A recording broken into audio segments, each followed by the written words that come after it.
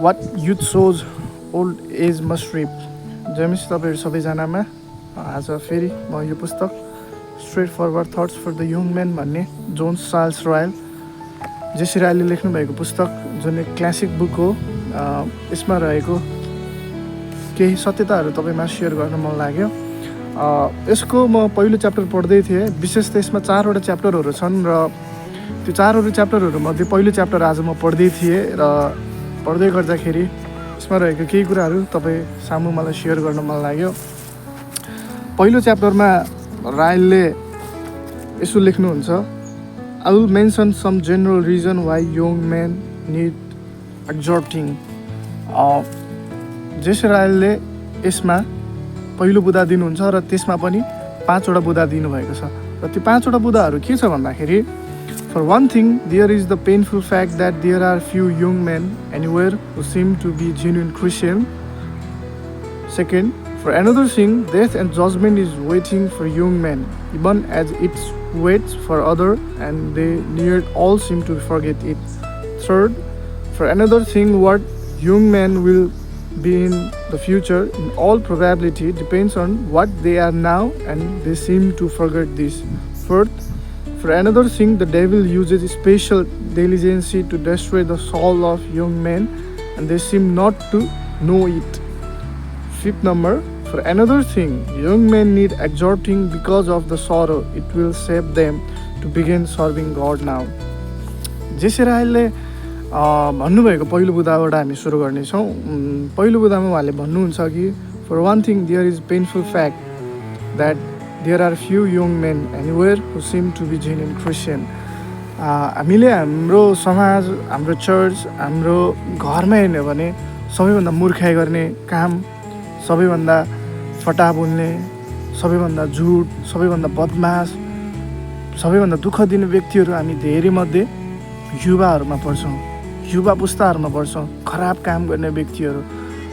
र रायलले भन्नुहुन्छ कि हामीले यो चाहिँ एकदम दुःखलाग्दो सत्यता हो कि हामीले युवाहरूमा कमै मात्रामा साँचो क्रिस्चियनहरू पाउन सक्छौँ।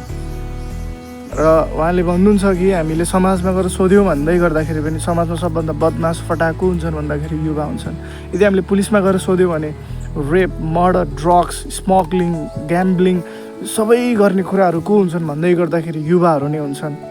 र उहाँले भन्नुहुन्छ कि सबैभन्दा धेरै खराब गर्ने व्यक्तिहरूमा युवा हुन्छन् र युवाहरू नै यस्तो व्यक्ति हो कि जुन बेला चाहिँ युवाहरू चाहिँ असल हुनुपर्छ उहाँले भन्नुहुन्छ र त्यो व्यक्तिमा चाहिँ सबैभन्दा खराब नै युवा भएको उहाँले भन्नुहुन्छ।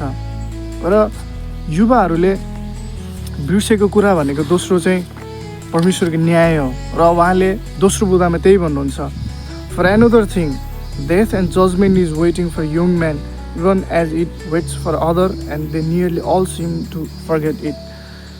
न्यायको कुरामा युवाहरू मात्रै होइन, हामी सबै यो संसारमा आएका मानिसहरूको न्याय हुन्छ। विशेष त यो कुरा बिर्सेको मध्येहरू चाहिँ युवाहरू हो भनेर रायलले भन्नुहुन्छ। र उहाँले भन्नुहुन्छ कि हाम्रो एक दिन न्याय हुनेछ भनेर, र हामीले बिर्सेको छौँ कि त्यो न्यायमा एकदम कठोर हुनेवाला छ भनेर।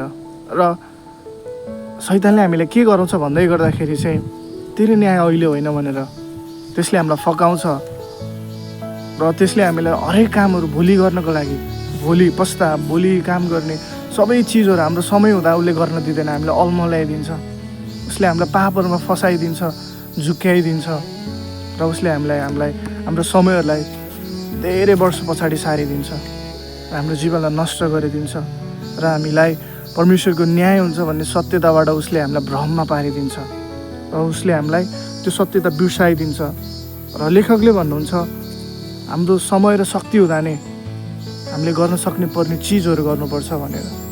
र एउटा विद्वानले भन्नुभएको भनाइ मलाई याद आयो, tomorrow is your dying day, so today is your repentance day. हाम्रो भोलि मृत्युको दिन हुँदैछ, त्यसैले आज हामीले प्रस्ताव गर्नुपर्छ परमेश्वरसँग।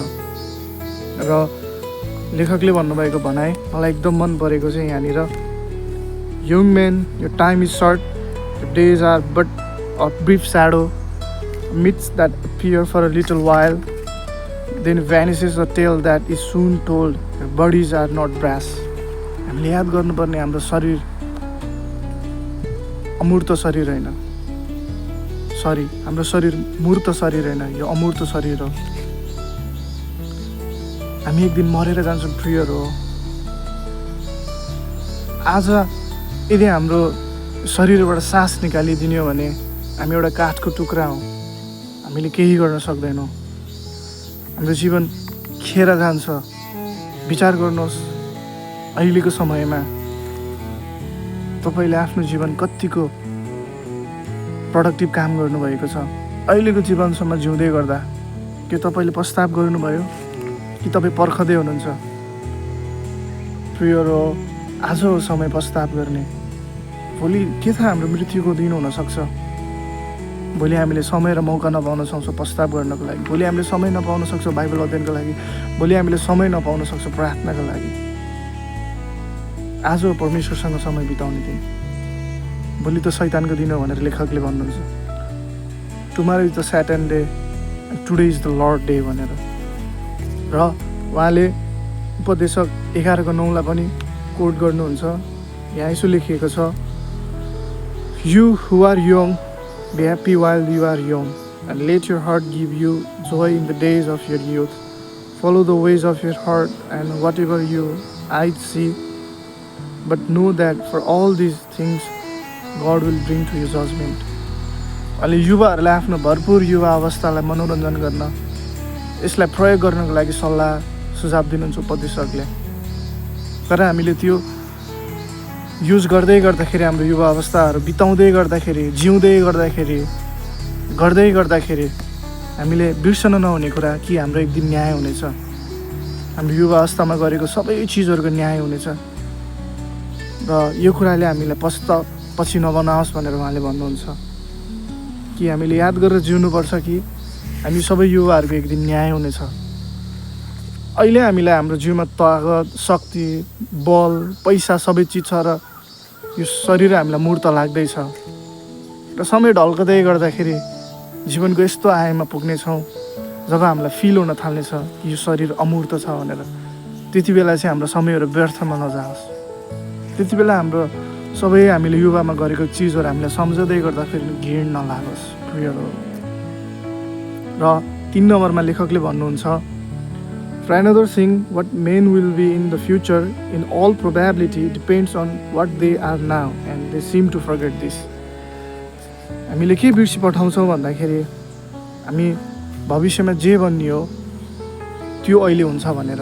इङ्ग्लिसमा एउटा भनाइ छ, मर्निङ सोज द डेज भनेर।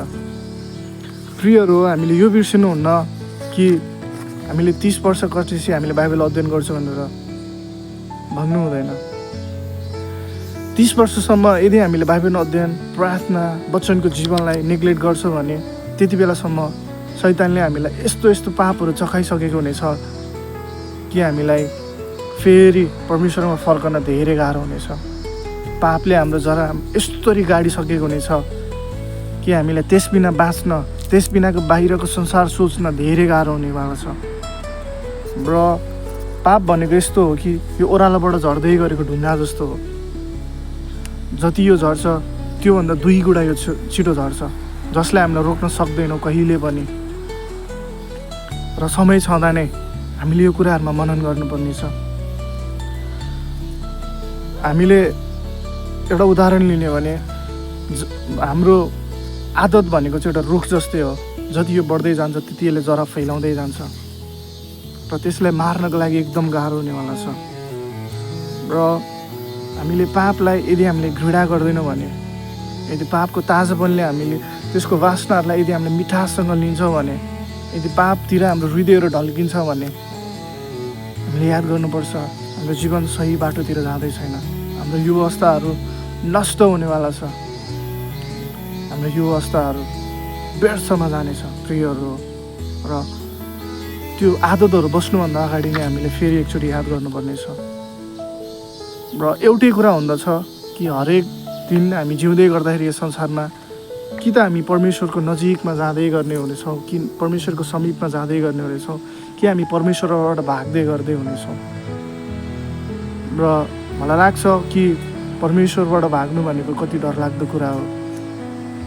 हामीले योनाको घटना पनि लिन सक्छौँ बाइबलबाट कि ऊ जब परमेश्वरबाट भाग्यो उसको जीवनमा के भयो भनेर। प्रियहरू हो, हामी हरेक दिन यस संसारमा जिउँदै गर्दाखेरि परमेश्वरको समीपमा जानुपर्छ। हामी उहाँको वचन अध्ययन गर्ने तृष्णा गर्नुपर्छ, उहाँको वचन बुझ्ने हृदय राख्नुपर्छ। र त्यसै गरी लेखकले हामीलाई 4 नम्बर बुदामा यो भन्नुहुन्छ, for another thing the devil uses the special diligence to destroy the soul of young man and they seem not to know it. हामीले धेरैचोटि शैतानलाई एकदम हलुका रूपमा लिन्छौँ कि शैतानलाई हाम्रो बारेमा केही थाहा हुँदैन भनेर। लेखकले एकदम रमाइलो कुरा भन्नुहुन्छ कि शैतानले 6000 वर्ष अगाडिदेखि एउटै पुस्तक पढ्दैछ अरे, त्यो पुस्तक चाहिँ मान्छेको हृदय हो अरे। र उसलाई थाहा छ हरेक चालहरू मानिसको, कतिखेर मानिसलाई पापमा फसाउनुपर्छ, कति बेला मानिसलाई पाप गर्नदेखि रोक्नु हुँदैन भनेर। उसलाई हरेक स्ट्राटेजीहरू थाहा मानिसहरूको। उसलाई थाहा छ कि हामीलाई कसरी गिल्टमा जीवन जिउनुपर्छ भनेर। उसलाई हाम्रो हरेक स्ट्राटेजीहरू थाहा छ। र याद गर्नुपर्ने कुरा, शैतानले रेस्ट गरिरहेको छैन। हो, शैतानलाई हामीलाई भन्दा बढी हाम्रो आत्माको चिन्ता शैतानलाई छ, कसरी त्यसलाई नष्ट पारौँ भनेर। प्रियहरू, हामीले याद गर्नुपर्ने कुरा कि हाम्रो आत्माहरू के हामीले जाँच्दैछौँ परमेश्वरको वचनद्वारा, कि हामी परमेश्वरको भयमा जिउँदैछौँ भनेर हामी सोच्दैछौँ। शैतान सधैँभरि तम तयार छ तपाईँको आत्मालाई नष्ट पार्नका लागि। शैतानले हामीलाई भ्रम छर्दैछ हाम्रो आँखामा, हामीलाई धुलो छर्दैछ हाम्रो आँखामा। परमेश्वरको वचनदेखि हामीलाई खुसी लाग्दैछ उसले। र 5औं नम्बरमा लेखकले भन्नुहुन्छ, for another thing young men need to exhorting because of the sorrow it will save them to begin serving God now. हाम्रो बुढेसकाल हुनुभन्दा अगाडि नै हामीले परमेश्वरलाई अहिले नै सेवा गरौँ, अहिलेदेखि नै सेवा गरौँ। यदि हामी सोचिरहेको छौँ परमेश्वरलाई बुढेसकालमा गएर सेवा गर्छौँ भनेर, परमेश्वरले शैतानले त्यति बेला भन्ने छ कि ढिलो भयो भनेर तपाईँ र मलाई। र अहिले भन्ने छ शैतानले कि फेरि हामीलाई छिटो भयो भनेर। प्रिय, शैतानले हामीलाई भ्रममा पार्नेछौँ। परमेश्वरको सेवा गर्ने समय अहिले हो, परमेश्वरको वचन समय अध्ययन गर्ने समय अहिले हो। र यो पछि गएर हामीलाई शैतानले भ्रममा नपारोस् हाम्रो जीवनलाई। र हामीले जे हाम्रो युवा अवस्थामा छर्छौँ त्यसैको कटनी हामीले हाम्रो बुढेसकालमा गर्छौँ।